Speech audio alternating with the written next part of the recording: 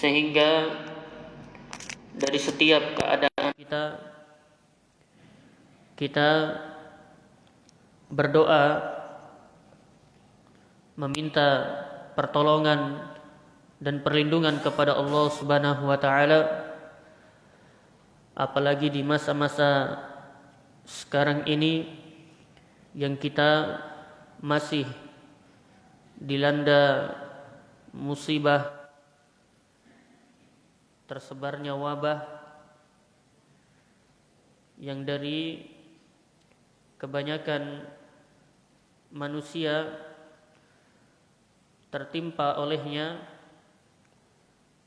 Maka dari upaya dan usaha kita adalah bagaimana kita memaksimalkan, mengedepankan kedekatan kita kepada Allah Subhanahu wa taala, tunduknya kita, berharapnya kita hanya kepada Allah Subhanahu wa taala, dan kita mengambil banyak pelajaran hikmah yang terkandung di dalam perkara ini, yang tidak lain agar kita semakin mengingat Allah Subhanahu wa taala. Kaum muslimin wal muslimat rahimani wa rahimakumullah, dari kesyukuran pula Allah Subhanahu wa taala memberikan nikmat yang agung, nikmat yang besar kepada kita berupa umur dan kesempatan, yang dimana kita masih dianugerahkan oleh Allah Subhanahu wa taala untuk hidup melalui hari-hari, dan kita telah mengakhiri 1 tahun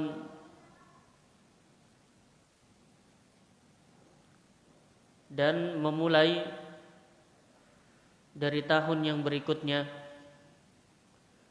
yang dimana sekarang bertepatan di tanggal 1 Muharram, menunjukkan kita telah melalui 1 tahun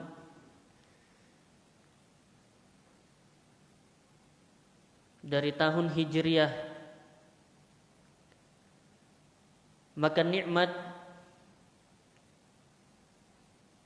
yang terbesar dari nikmat umur tersebut adalah apabila kita telah menggunakan 1 tahun dari umur kita yang berlalu di atas ketaatan dan ibadah kepada Allah Subhanahu wa taala. Maka perlunya kita berintrospeksi diri, muhasabah dari apa yang telah berlalu, dan kita memperbaiki dan mengupayakan untuk bisa lebih baik lagi dari ibadah dan ketaatan kita kepada Allah Subhanahu wa taala dari umur-umur yang tersisa. Maka kebahagiaan seorang hamba ketika mereka diberikan kesempatan oleh Allah Subhanahu wa taala, kemudian mereka mengisinya di atas nilai-nilai kebaikan, di atas nilai-nilai kebaikan, mereka akan berbahagia dan beruntung. Dan sebaliknya, kerugian dan kesengsaraan seorang hamba, penyesalan yang sangat ketika mereka diberikan kesempatan umur namun dihabiskan dengan kelalaian jauh dari nilai-nilai kebaikan. Inilah yang disabdakan oleh Nabi alaihi salatu wassalam, ni'matani maghbunun fihima katsirum minan nas. ada dua nikmat. Ada dua nikmat, dan nikmat ini adalah nikmat yang besar, yang dimana kebanyakan dari manusia mereka lalai. Mereka lalai dari dua nikmat ini. Yaitu nikmat apa? Kata Nabi alaihi salatu wasalam, as-sihhat wal faragh. Yang pertama nikmat kesehatan. Nikmat besar dari Allah Subhanahu wa taala ketika kita diberikan sehat. Ini mengalahkan harta nikmatnya. Mengalahkan harta nikmat sehat. Karena percuma seseorang itu banyak hartanya, tinggi kedudukan pangkatnya, tapi kalau dia sakit,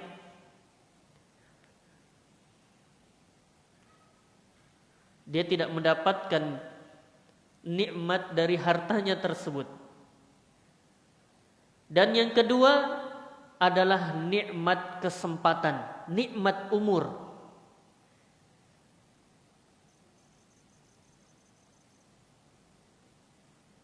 Yang kedua nikmat ini, apabila seseorang di atas kelalaian, maka ia akan sesali. Bukan hanya di kehidupan dunia ia sesali, tapi di kehidupan akhirat.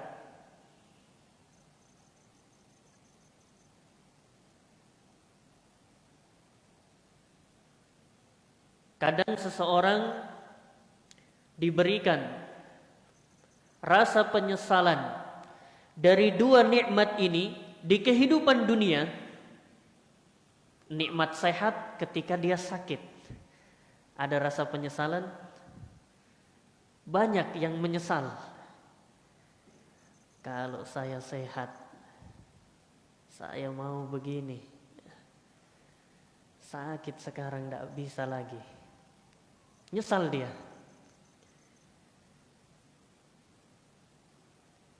Kita sudah tua ini, banyak waktu muda tidak digunakan belajar, tidak tahu membaca Al-Quran, tidak tahu mau diajarkan apa ke anak-anak.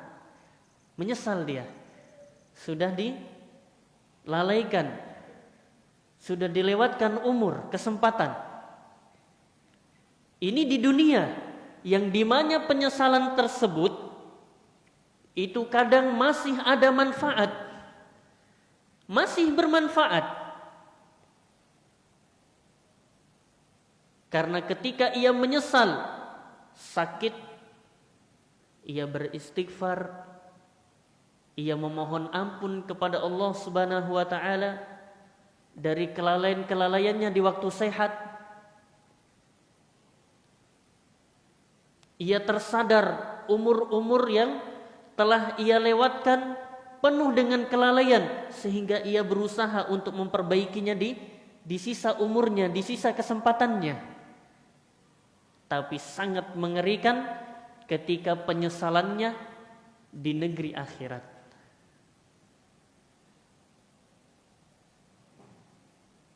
Penyesalannya di negeri akhirat tidak bermanfaat lagi. Walaupun ia tampakkan betul-betul sangat menyesal.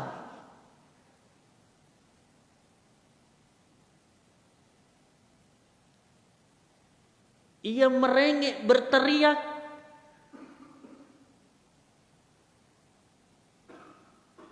tapi tidak bermanfaat lagi.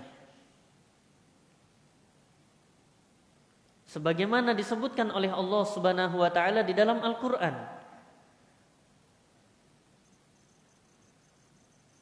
فَإِذَا جَاءَ أَحَدُهُمُ الْمَوْتُ قَالَ رَبِّ ارْجِعُونِ. Tatkala telah datang kepada mereka al-maut, kematian, yang memutus kehidupan dunia kita ini, yang memutus nikmat sehat, nikmat kesempatan, nikmat umur.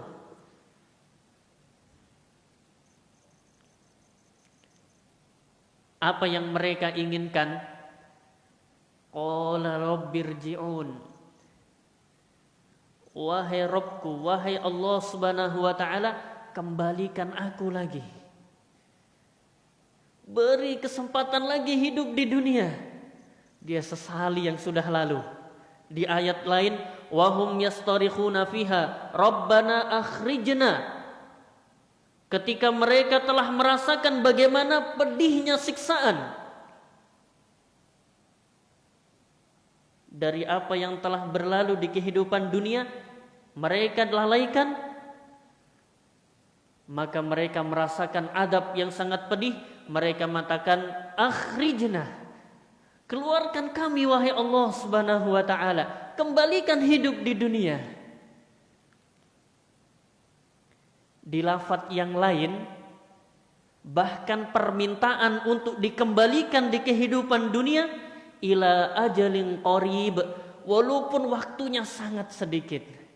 Makanya ketika menyesalnya di dunia, itu masih ada manfaat, karena masih bisa memperbaiki dari apa yang telah berlalu.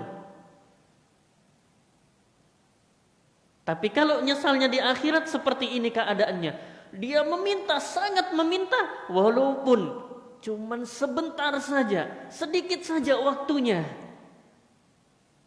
Karena mereka yakini dengan yang sedikit itu bisa membuat mereka bahagia di kehidupan akhirat.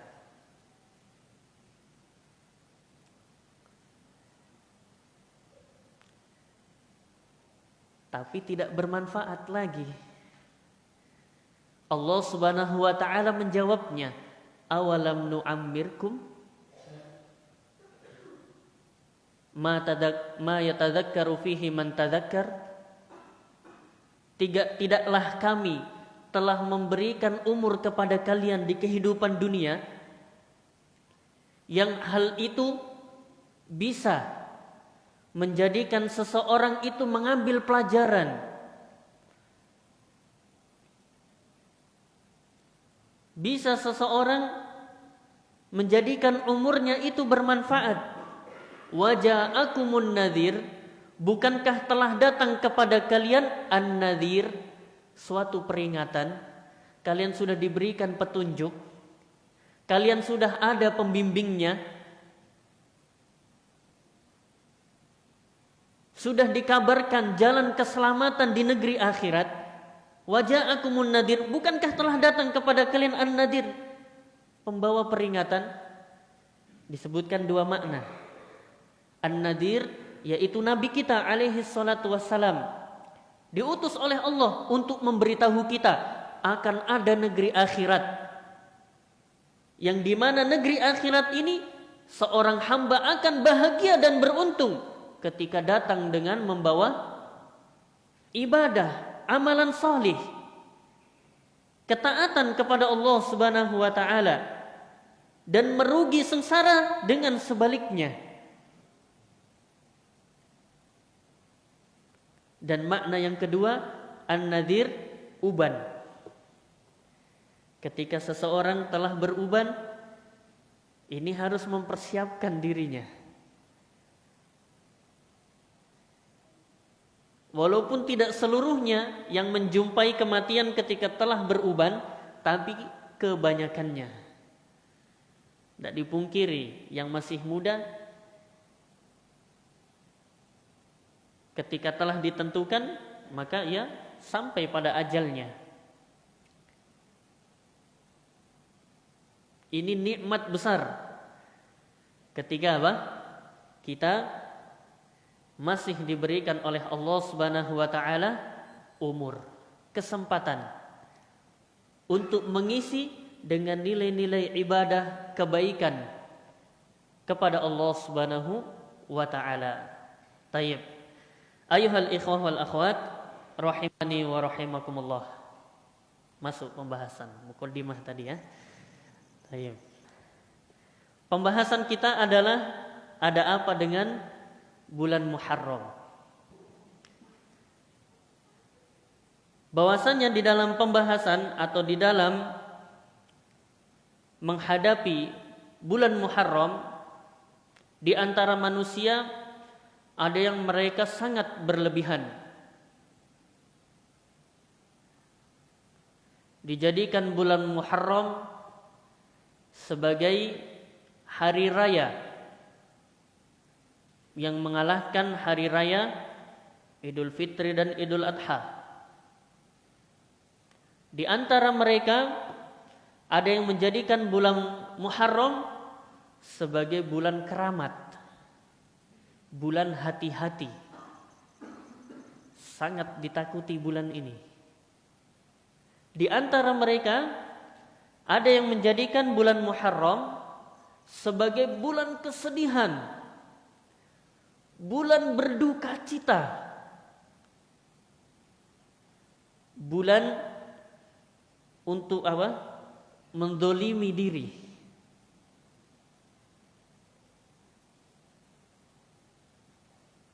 Maka yang benar di dalam perkara ini adalah ketika kita mengembalikan perkaranya terhadap tuntunan Al-Quran dan sunnah Nabi alaihi salatu wassalam. Sebab bulan Muharram adalah bulan yang langsung disebutkan oleh Allah Subhanahu wa taala di dalam Al-Quran dan di dalam hadits Nabi sallallahu alaihi wasallam sebagai bulan yang mulia.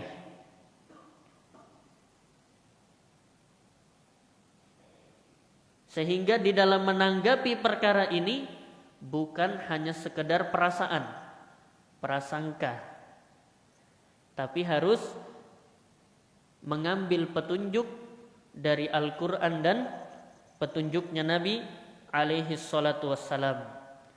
Kita akan lihat tentang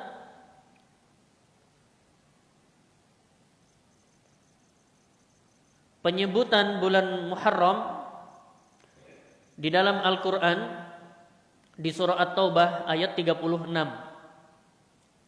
Allah Subhanahu wa taala berfirman, "Inna iddatash syuhuri 'indallahi 12 syahran fi kitabillah.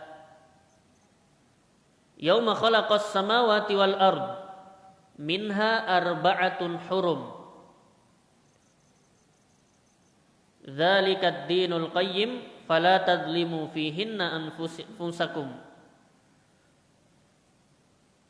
Sesungguhnya bilangan bulan di sisi Allah Subhanahu wa taala itu ada 12 bulan dalam satu tahun. Jadi penentuan satu tahun ada 12 bulan ini bukan dari penelitian. Bukan. Tapi apa? Sudah Allah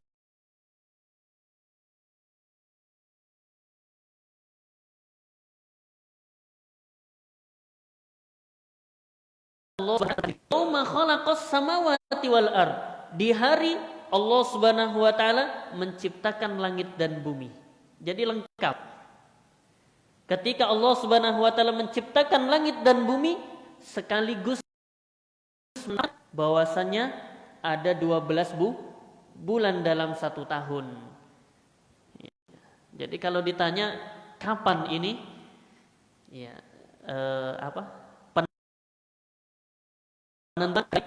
ya, atau bulan-bulan satu tahun ada 12 bulan itu tidak ditemukan di tahun ini dan tahun itu, tapi ditentukan apa? Minha arba'atun hurum.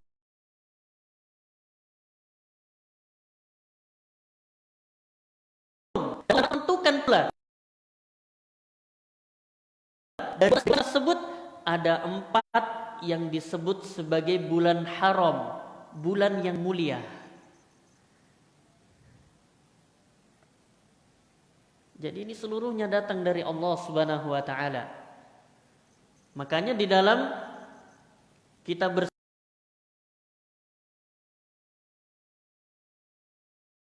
bersihkan Al-Quran dan Sunnah,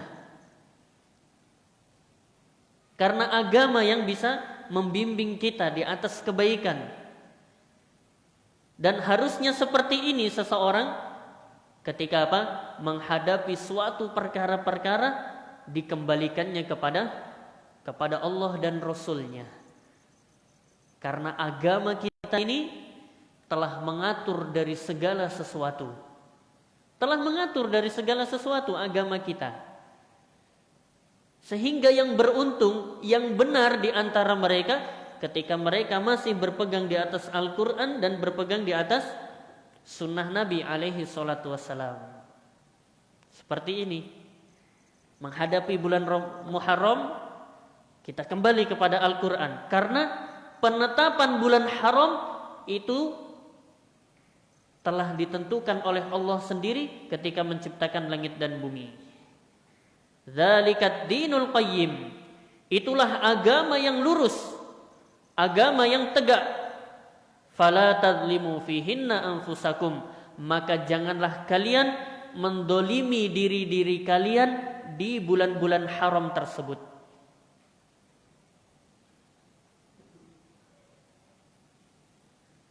Di dalam ayat ini terdapat penyebutan bahwasannya bulan haram adalah bulan yang mulia yang dalamnya tegak agama. Dilarang seseorang melakukan kedzaliman terhadap dirinya. Ini di dalam Al-Quran. Di dalam hadits Nabi alaihi salatu wasalam menjelaskan lebih meluas apa saja bulan haram itu. Nabi alaihi salatu wasalam bersabda di dalam riwayat Bukhari dari sahabat Abu Bakrah radhiyallahu ta'ala anhu, inna zamana, sesungguhnya waktu itu berputar dan telah ditentukan oleh Allah Subhanahu wa taala yauma khalaqas samawati wal ard, di hari menciptakan langit dan bumi. As-sanatu 12 syahran, dalam satu tahun itu ada 12 bulan. Jadi ini penjelasan dari apa? Dari firman Allah Subhanahu wa taala. Nabi sendiri yang menjelaskan. Dalam satu tahun ada 12 bulan. Minha arba'atun hurum. Dan di antara 12 itu ada 4 sebagai bulan haram. Salasatun mutawaliyat. 3 bulan haram ini bergandengan, berturut-turut.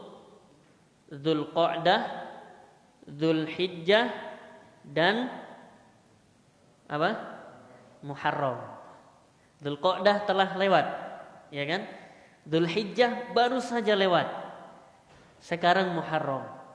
3 bulan ini sebagai bulan haram. Yang apa? Yang dia berturut, bergandengan.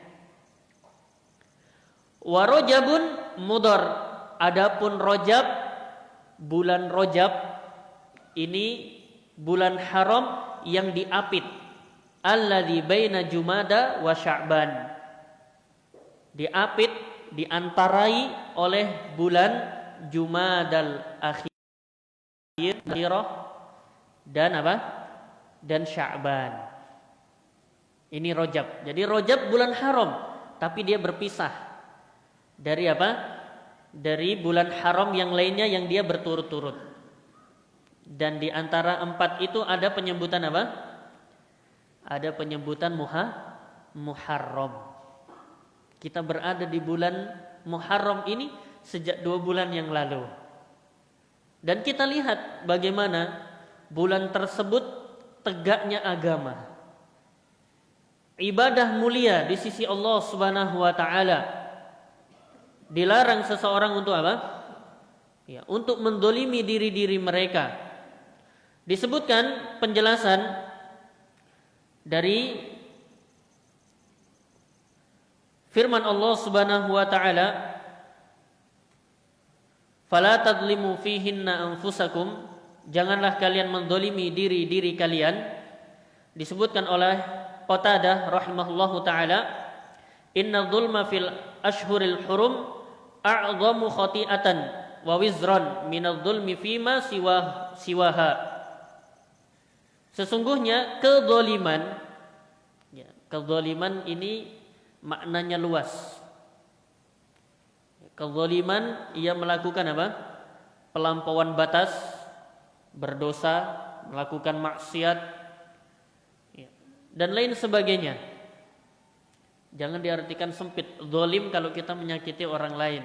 Nah, itu bahasa kita kan, ya, zalim. Bahasa sini solim, mungkin begitu ya, zalim. Ya. Jangan diartikan kita ganggu orang itu zalim. Kita berbuat dosa, kita yang berbuat dosa, ini kezaliman. Ini kezaliman.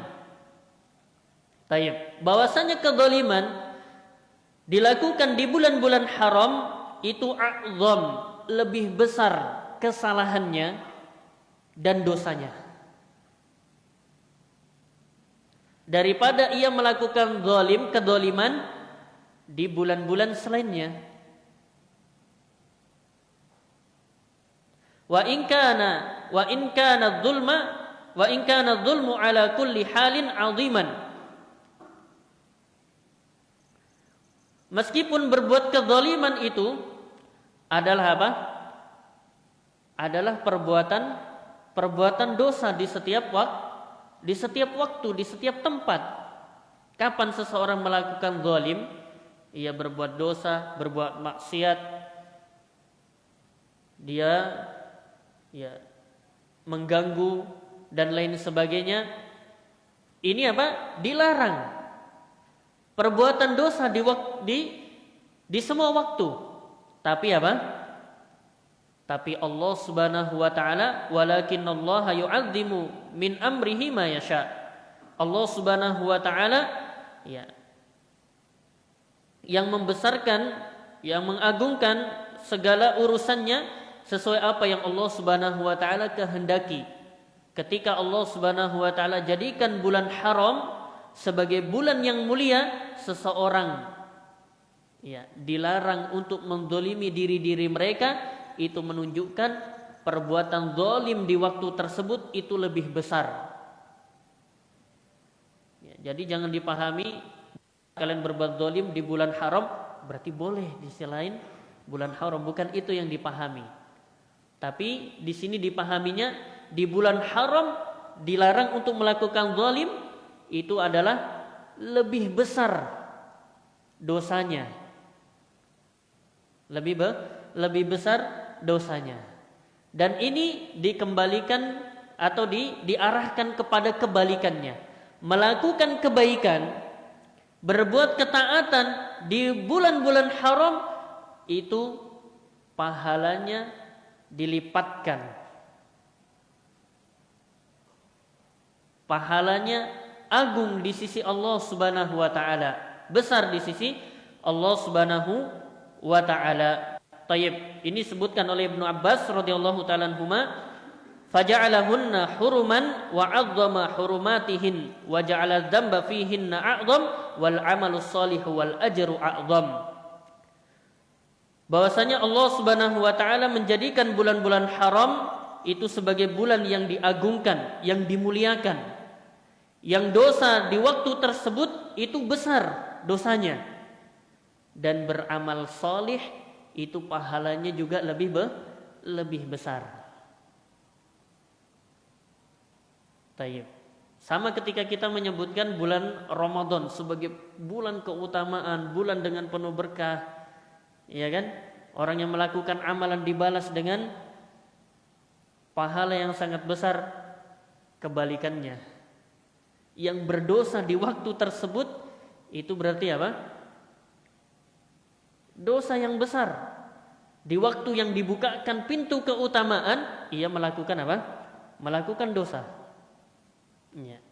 Tayyib, dipahami ya? Ini bulan Muharram. Ini bulan Muharram. Tayyib. Kemudian dari keutamaan yang terdapat di bulan Muharram tersebut, di antaranya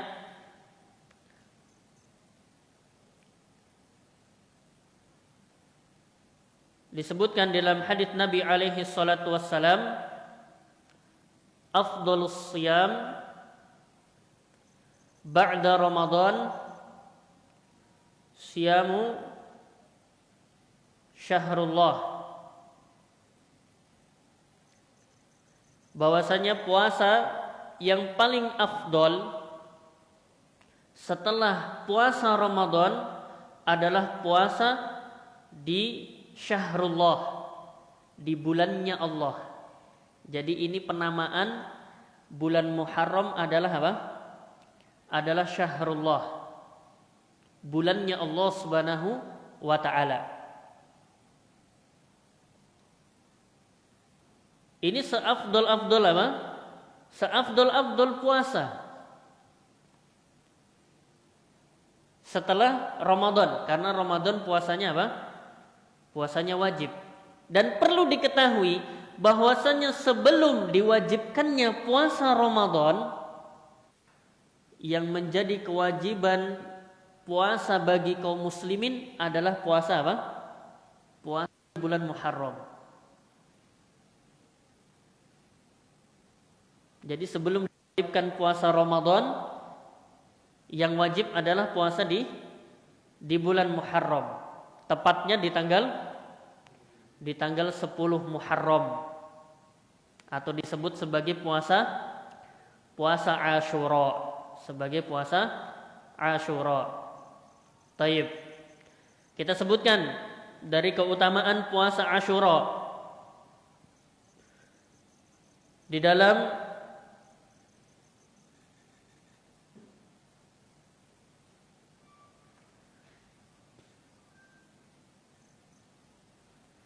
riwayat Imam Muslim, Nabi alaihi salatu wasallam bersabda, "Wa siyamu yaumi Asyura ahtasibu 'ala Allahi ayyukaffira as-sanah allati qablah." Bahwasanya puasa Asyura di tanggal 10 Muharram itu diberikan pahala oleh Allah Subhanahu wa taala pengampunan dosa 1 tahun yang telah berlalu. Pengampunan dosa 1 tahun yang telah berlalu. Ini puasa di tanggal 10 Muharram atau puasa Asyura. Puasa Asyura. Tayyib. Dan di sana terdapat keutamaan yang lain ketika seseorang menjadikan puasa Asyura, puasa tanggal 10-nya itu menyelisihi dari orang-orang Yahudi, yang dimana orang-orang Yahudi mereka juga mengagungkan tanggal 10 Muharram dengan puasa. Sebagai apa? Sebagai peringatan akan kemenangan Nabi Musa diselamatkan oleh apa? Kejaran Fir'aun. Itu terjadi di 10 Muharram, sehingga mereka mengagungkannya dengan berpuasa. Ini disebutkan haditsnya ketika Nabi alaihi salatu wassalam, disebutkan oleh Ibnu Abbas radhiyallahu taala anhuma, yaqulu hina shoma Rasulullah sallallahu alaihi wasallam yauma Asyura wa amara bisiyamih. Qalu ya Rasulullah innahu yaumun tu'azzimuhu al-yahudu wan nasara.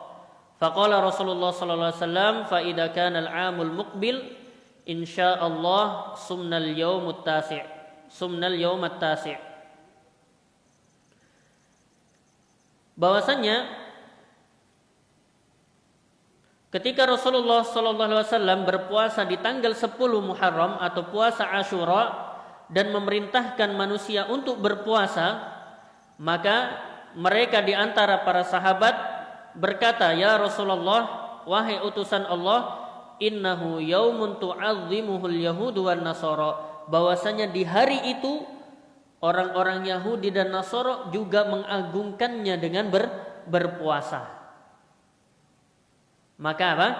Maka kata Nabi alaihi salatu wasalam, fa idzal kana al-'amul muqbil, kalau begitu tahun yang akan datang insya Allah kami akan berpuasa di hari ke-7. Maksudnya apa? Beliau akan menyelisihi orang-orang Yahudi dan Nasara dengan berpuasa pula di tanggal 9-nya. Di hari ke-9. Tadi saya sebut berapa? 9, afwan ya. Di tanggal 9. Jadi ketika di tahun depan insya Allah ketika Allah izinkan maka kami akan berpuasa di tanggal 9-nya juga. Tanggal 9 dan 10. Tujuannya untuk menyelisihi menyelisihi orang-orang Yahudi dan Nasara. Dan ini adalah keagungan agama kita, perintah dari Allah dan Rasul-Nya untuk senantiasa kita menyelisihi mereka orang-orang yang menentang Allah dan Rasul-Nya. Kita diperintah oleh Allah Subhanahu wa taala sebisa mungkin untuk menyelisihi mereka bahkan di dalam urusan Di dalam urusan ibadah. Ya, ketika ada kesamaan maka kita berusaha untuk menyelisihinya. Kita berusaha untuk menyelisihinya. Tayyib. Dan itu syariat yang agung, termasuk dari syiar yang Allah Subhanahu wa taala berikan keutamaan. Yang Allah Subhanahu wa taala sebutkan, "Wa may yu'azzim sya'airallah." Barang siapa yang mengagungkan dari syiar agama Allah Subhanahu wa taala, fa innaha min taqwal qulub. Itu datang dari hati yang bertakwa. Ya, jadi bukan dientengkan perkaranya ya. Walaupun boleh berpuasa di tanggal 10 saja, tapi dengan ia berpuasa di tanggal 9 akan mendapatkan keutamaan lebih sebab Ia mengagungkan perkara agama Allah Subhanahu wa taala dengan menyelisihi mereka orang-orang yang menentang Allah. Tayyib. Akan tetapi falam ya'til 'amul muqbil hatta tuwaffiya Rasulullah sallallahu alaihi wasallam. Ya, di tahun berikutnya ya Nabi telah wafat. Ya, karena itu terjadi di tahun ke-9. Ya. Terjadi di tahun ke-9. Nabi tidak mendapati di tahun ke-10. Tayyib. Ini dari satu hadis lagi yang disebutkan atau disebutkan oleh Ibnu Abbas radhiyallahu ta'ala anhu dari dari kesimpulan sabda Nabi alaihi salatu wasallam tersebut, sumu yauma asyura wa khalifu fihil yahud. Ya, berpuasalah kalian di hari Asyura, ya, di puasa 10 Muharram, wa khalifu fihil yahud, dan juga menyelisihi orang-orang Yahudi di dalam di dalam puasanya, yaitu sumu qablahu yauman au ba'dahu yauman. Berpuasa di tanggal 9, ya. Puasa di hari sebelumnya atau puasa di hari setelahnya, yaitu di tanggal 11, di tanggal 11. Tayyib. Jadi ini yang disebutkan di dalam syariat kita bahwasanya menyambut Muharram ini adalah dengan ketaatan, dengan ibadah. Yaitu berpuasa. Bukan sebaliknya, menyambut 10 Muharram dengan makan-makan, berkumpul ramai-ramai, hari besar, mengalahkan Idul Fitri dan Idul Adha. Atau menyambut 10 Muharram dengan dengan niyahah, bersedih, berteriak-teriak, mendolimi diri, menyakiti diri. Ya, ini yang dilakukan oleh orang-orang Syiah. Yang mereka menjadikan 10 Muharram sebagai peringatan terbunuhnya siapa? Al-Husain. Mereka anggap hal tersebut sebagai penebus. Ya. Ini di luar dari syariat Nabi alaihi salatu wassalam.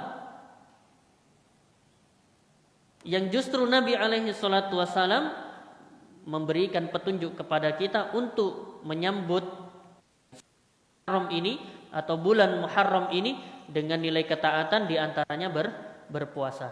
Tayyib. Ini masih banyak pembahasan dari bulan Muharram secara umum. Ya, bulan Muharram itu adalah bulan yang dimuliakan oleh Allah Subhanahu wa taala untuk ditegakkan padanya ibadah dan seseorang berhati-hati dari kezaliman terhadap dirinya atau terhadap yang lainnya. Wallahu taala alam, ini sedikit yang bisa kami sampaikan, mudah-mudahan bermanfaat. Aqulu qawli hadza wa astaghfirullahu li wa lakum wa lisairil muslimin fastaghfirullah innahu huwal ghafurur rahim. Subhanakallahumma bihamdik asyhadu an la ilaha illa anta astaghfiruka wa atubu ilaik. Wa sallallahu ala nabiyyina Muhammadin wa ala alihi wa sahbihi ajma'in. Assalamualaikum warahmatullahi wabarakatuh.